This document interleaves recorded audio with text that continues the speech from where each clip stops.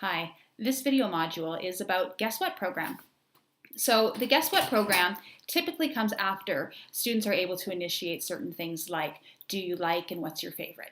If you're ever out on the play yard with students, you'll hear typically developing peers talk about their day, talk about what they did on the weekend, talk about lots and lots of things pertaining to events in their life. Typically the way they initiate are through comments like, guess what I did on blah, blah, blah. Hey, guess what I'm going to do this weekend. So we want to be able to teach our students how to interact like that as well and to initiate conversation in the same way that other peers do.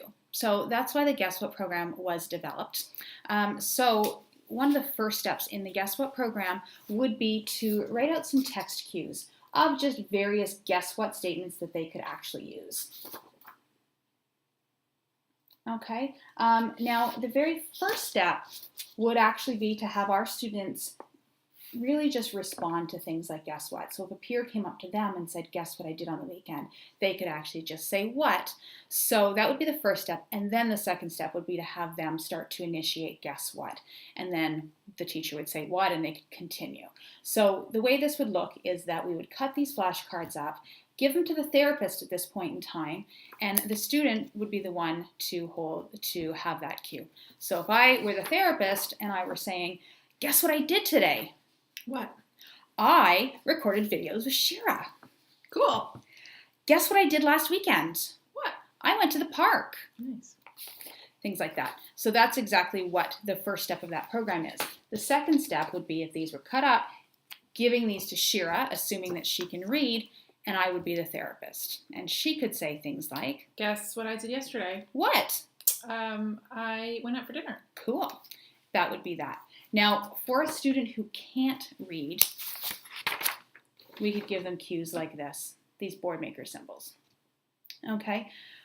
One of the problems that I have encountered by using these board maker symbols is that these are all about past events and future events, and some of our kids who are 4 or 5 years old can't discriminate between yesterday and tomorrow and last night versus last weekend versus tomorrow. This isn't just indicative of autism either. A lot of typically developing kids around the ages of 4 and 5 still get really confused with days and times. So, being careful with that and just kind of an FYI. But if we have older students, we can definitely use this, and we can definitely use something like this for kids who can't read. Better yet, for kids who can read, we could present them with a calendar so that they could read the calendar and then have this out, and we could actually point to the yesterday and tomorrow and that type of thing, so that this would make a little bit more sense to them. Another program, an expansion on Guess What, once they're able to do these types of things and answer guess what, we would also then script them for things like guess who, and then they could be asking who questions, and then they would ask guess who, and we would ask who. Then they would start asking guess where, and then we would rotate them all together and make sure that they can do that. Again, we're scripting this language. Some of it does sound unnatural, but there's a lot of evidence to suggest that scripted conversation does lead to generative language. So that's that. Another more advanced program in the same lines as Guess What would be more of like a Guess What calendar program.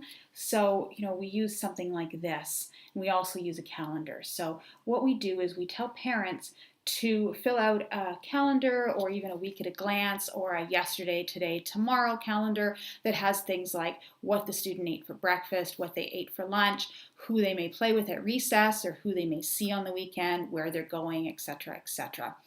Then what we would do is have this out along with the calendar and be able to prompt them to say, guess what I did on, and then I may point to the particular day on the calendar that says Monday. And then I would say, what? And then they would say what it says on the calendar. So if I were to do this with Shira, I could say, Shira, go ahead. Guess what I did on Monday? What? I went to school. Cool. Guess where I went on Saturday? Where? I went to the beach. Amazing.